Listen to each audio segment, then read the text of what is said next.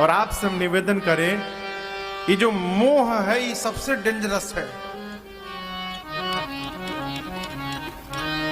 6 विकार जानत है ना कनोडिया जी? कितने विकार हैं? कितने विकार हैं? 6। कितने हैं? गिनते रहिए। काम, क्रोध, मद, मोह, लोभ और 6वें का नाम है मत्सर। क्या है? मत्सर। मत्सर यानी ईर्ष्या। और इन 6 विकार में सबसे खतरनाक कोई बीमारी है तमोह सकल व्याधीन कर मूला। ये जो मोह है सब बीमारी का जड़ है। और इसी मोह से तेहि ते पुनि उपजई बहुशूला। इस मोह से इतने प्रकार के शूल जन्म लेते हैं। शूल समझते हैं? शूल का, शूल मने का, मने का कैसा कांटा? सुआ। एक देखिए, एक ऐसा कांटा होता है जो चुभने के बाद दिखाई नहीं देता है। कांटा जो दिखाई पड़ेगा आप तो उसको निकाल लेंगे, लेकिन इतना छोटा कांटा होता है कि पांव में गड़ी जाए तो चलने पर दर्द होगा लेकिन देखने पर दिखाई नहीं पड़ेगा। उसको कहते हैं शूल। जो हर कदम पर आपको पीड़ा दे लेकिन दिखाई न पड़े, उसका नाम है शूल। इस मोह रूपी बीमारी से जीवन में इतने शूल जन्म ले लेते हैं जो हमको अनुभव में तो आते हैं लेकिन हम उसका कुछ कर नहीं पाते हैं। ये सारे शूल जन्म होते हैं मोह से। कहो, ये मोह समाप्त कैसे होगा? याज्ञवल्क्य ऋषि कहते हैं मोह बढ़ते बढ़ते बढ़ते बढ़ते जब विशाल रूप धारण कर लेता है महिषासुर जैसा, तो जैसे महिषासुर का मां ने मर्दन किया उसी प्रकार इस मोह रूपी महिषासुर का मर्दन करने के लिए भगवान श्री रघुनाथ जी की कथा काली मैया के समान प्रकट हो जाती हैं। जो राम कथा की शरण में रहेगा उसके जीवन का मोह एक ना एक दिन अवश्य समाप्त होगा, इसमें कोई संशय नहीं है। ये कथा की महिमा है। कथा सब विकार धीरे धीरे मिटा देती है। पहले तो लगता है जड़िया जी हम कर रहे हैं, पहले लगता है हम गा रहे हैं, लेकिन ये भ्रम है कि हम गा रहे हैं। वो गवा रहे हैं इसलिए हम गा रहे हैं, और वो आपके बैठे भीतर सुनना चाहते हैं इसलिए आप बैठ के सुन रहे हैं। ना आपके भीतर सुनने की क्षमता है ना हमारे भीतर गाने की क्षमता है। हम और आप कर रहे हैं तो ये कृपा मानिए, ये भगवत कृपा का परिणाम है। कथा मोह को मिटा देती है। याज्ञवल्क्य जी कहते हैं राम जी की कथा चंद्रमा का अमृत है। राम कथा शशि किरण समाना, जिसको संत रूपी चकोर पान करने के लिए सदैव लालायित बने रहते हैं। याज्ञवल्क्य जी ने कहा भरद्वाज जी जैसे आपने प्रश्न किया राम जी कौन है, ऐसे ही एक बार मां पार्वती ने भी प्रश्न किया था। उस प्रसंग को मैं आपको बाद में सुनाऊंगा। बीच में एक दूसरा प्रसंग सुनाता हूं। कथा को लेकर पहुंचे त्रेता युग में। कौन? श्री याज्ञवल्क्य ऋषि। एक बार त्रेता युग माही, एक बार त्रेता युग माही, शंभु गए ऋषि पाही, शंभु गए ऋषि पाही, संग सती जग जननी भवानी, संग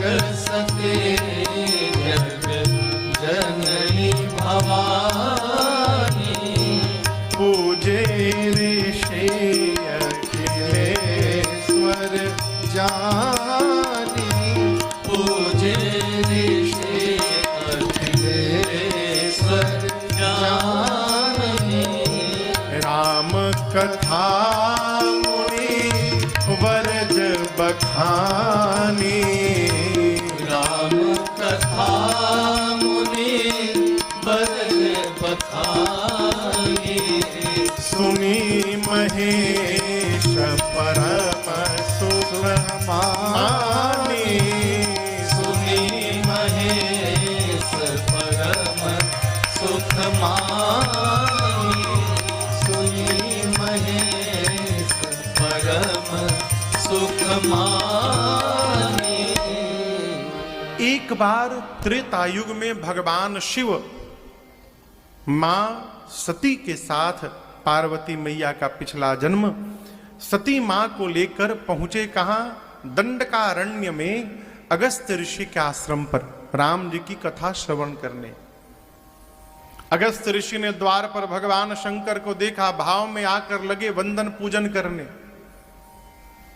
अब यहां दर्शन करिए, एक साथ रहने वालों का विचार भी एक जैसा हो जाएगा, ये आवश्यक नहीं है? संस्कार से विचार जन्म लेता है। हमारा देखिए 3 प्रकार के संस्कार से हम और आप प्रभावित होते हैं। कितने प्रकार के? कुल संस्कार, जिस कुल में हमने और आपने जन्म लिया है। जन्माद्य संस्कार, पिछले जन्म का जो हमने आपने कर्म किया है उसका संस्कार। और तीसरा है संग संस्कार, जिस प्रकार के लोगों की हम संगति में रहते हैं, इन तीनों संस्कार का प्रभाव हमारे जीवन पर रहता है। और संस्कार विचार को जन्म देता है। अगस्त्य ऋषि जब पूजन करने लगे बैठ के नीचे, तो शंकर भगवान सोचने लगे, जय है महात्मा, आप वक्ता हो के श्रोता की पूजा कर रहे हैं, आप धन्य हैं। सती मैया क्या सोची? कथावाचक हो के हमारी पूजा कर रहे हैं, यानी इनका ज्ञान हम लोग के ज्ञान से भी कम है। बाबा भी कहां लेकर आ गए, ये कौन सी राम कथा सुनाएंगे? परिणाम गोस्वामी जी कहते हैं, राम कथा मुनि बरज बखानी। श्री अगस्त्य ऋषि ने पूरी राम कथा सुनाई।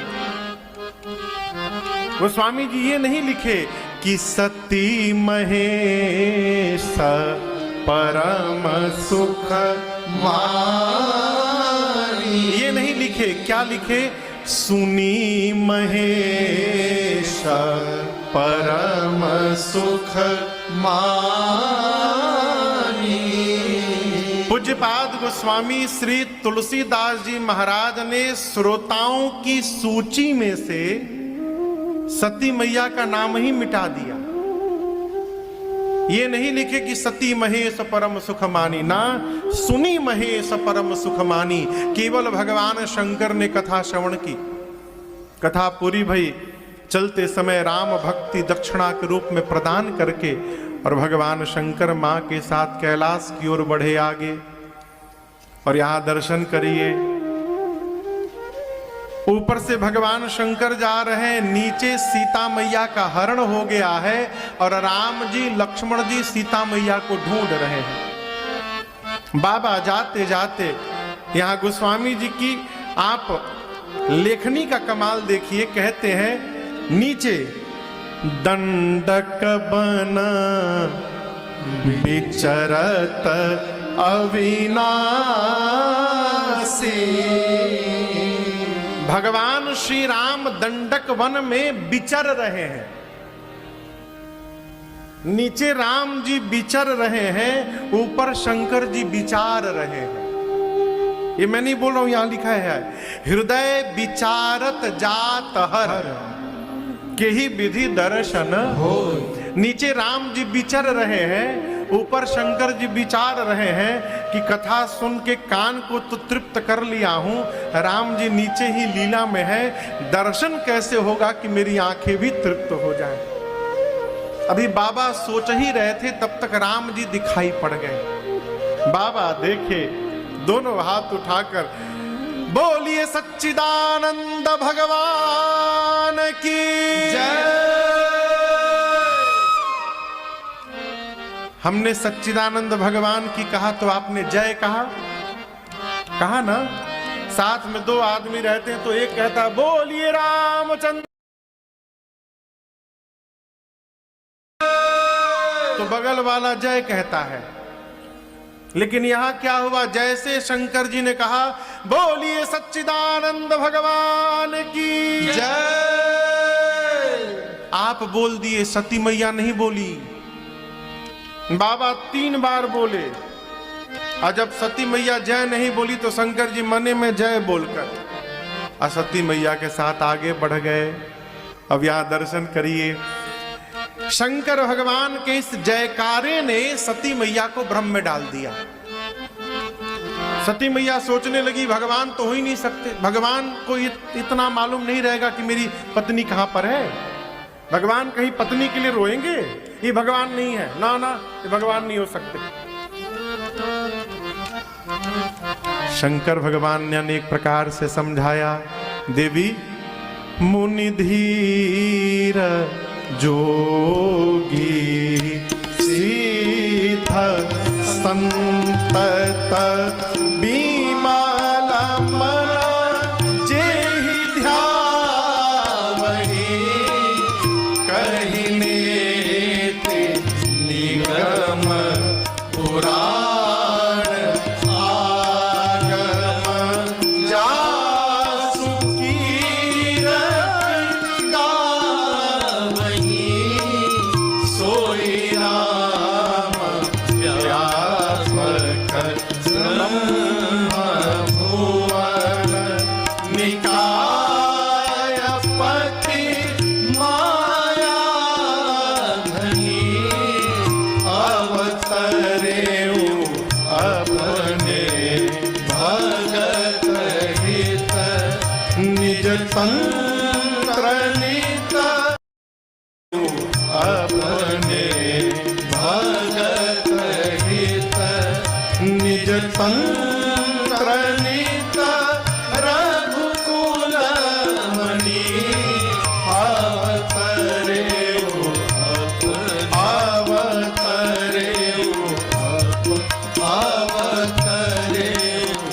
अपने भगत हित। भगवान शंकर ने कहा कि देवी मुनि धीर योगी सिद्ध संतत यानी निरंतर निर्मल मन से जिस भगवान का ध्यान धरते हैं, वेद जिनको नेति नेति कहते दिन रात नहीं थकते, वही 14 भुवनों के पति माया के पति भगवान श्री राम जो ब्रह्म है, अपने भक्तों का हित करने के लिए अपने तंत्र के साथ धरती पर अवतार लेकर लीला कर रहे हैं, वो राम जी भगवान हैं, प्रणाम करिए।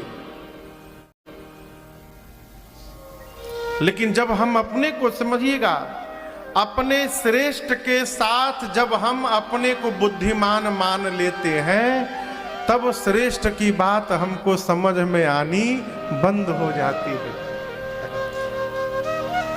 जब हम ये मान लेते कि हम कोई कमजोर है का,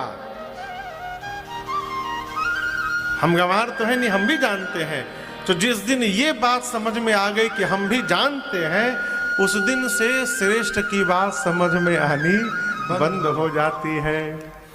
शंकर भगवान ने अनेक प्रकार से समझाया, लेकिन सती मैया समझने को तैयार नहीं है।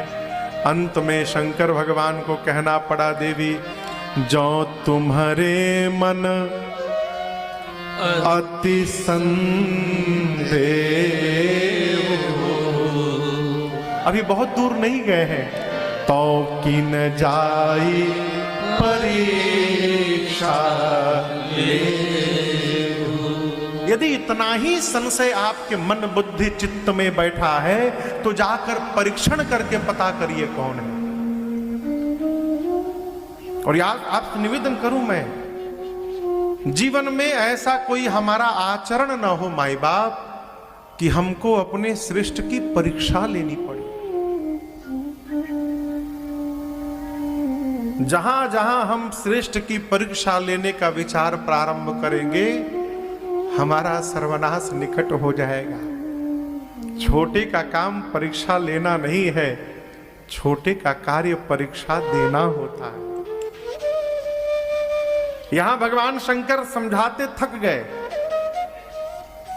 और यहां एक प्रसंग कहता है, जब बहुत समझाया जाए कोई ना समझे तो उसको उसके हाल पर छोड़ देना चाहिए, वो कितना भी अपना प्रिय क्यों ना हो।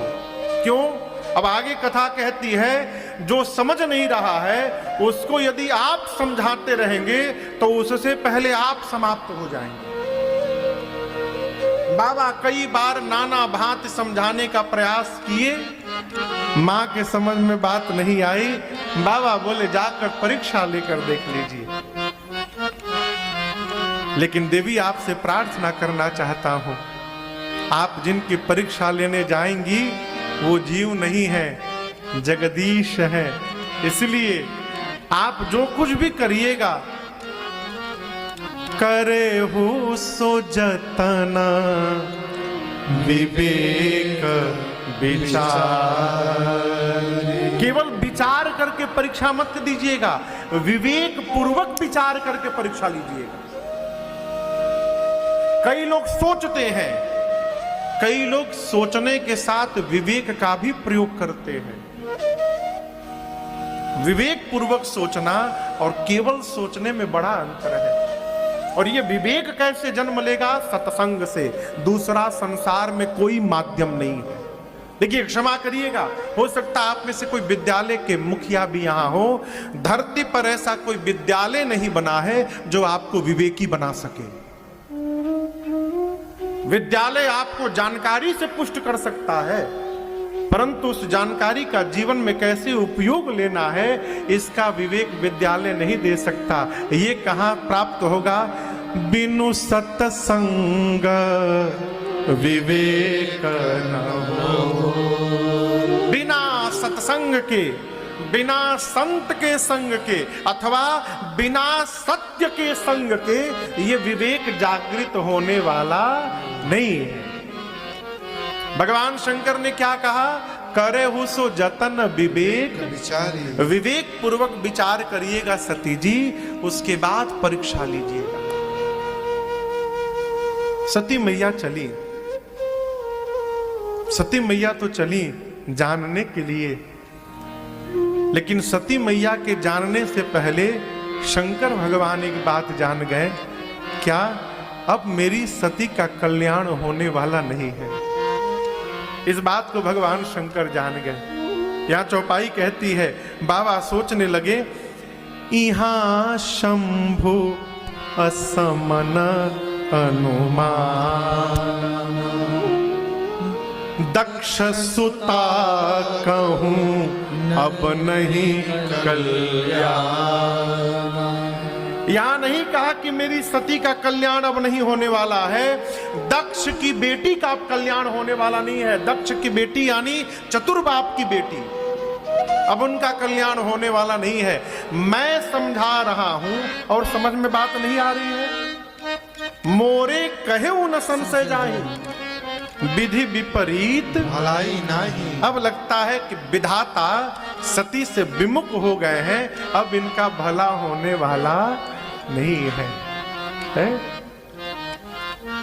भगवान शंकर मन में विचार किए एक बात, होई सोई जो अब राम रचि राखा, को करी तरक बढ़ावे शाखा। अब लगता है वही होगा जो रघुनाथ जी चाह रहे हैं। शंकर भगवान सती मैया को जाने दिए और एक वृक्ष के नीचे बैठकर भजन करने लगे। ये प्रसंग कहता है कि जीवन में जब आसपास कोई अपना अटपटा व्यवहार करने लगे ना, अपने भजन को बढ़ा दीजिए। उससे दो लाभ। पहला लाभ, जो भी विघ्न आएगा उस विघ्न का भजन के प्रभाव से आपके ऊपर प्रभाव कम पड़ेगा। और दूसरा लाभ, हो सकता है आपके भजन से प्रभाव से सामने वाले पर जो कष्ट आने वाला है उसके कष्ट में थोड़ी कमी आ जाए। शंकर भगवान अस कही लगे जपन हरि नाम। ये प्रसंग कहता है बार बार भगवत नाम लेने का। जीवन में समस्या हो, देखिए हमारे पूज्य महाराज जी कहते हैं कि बेटा विपत्ति को भगवत कृपा मानो। यही साहब विपत्ति को भगवत कृपा मानिए। क्यों? विपत्ति आने पर भगवान की याद बढ़ जाती है। हो दिन रात भगवान याद बने रहते हैं। इसलिए भगवत नाम आप दर्शन करिए ना, भगवत नाम के प्रभाव से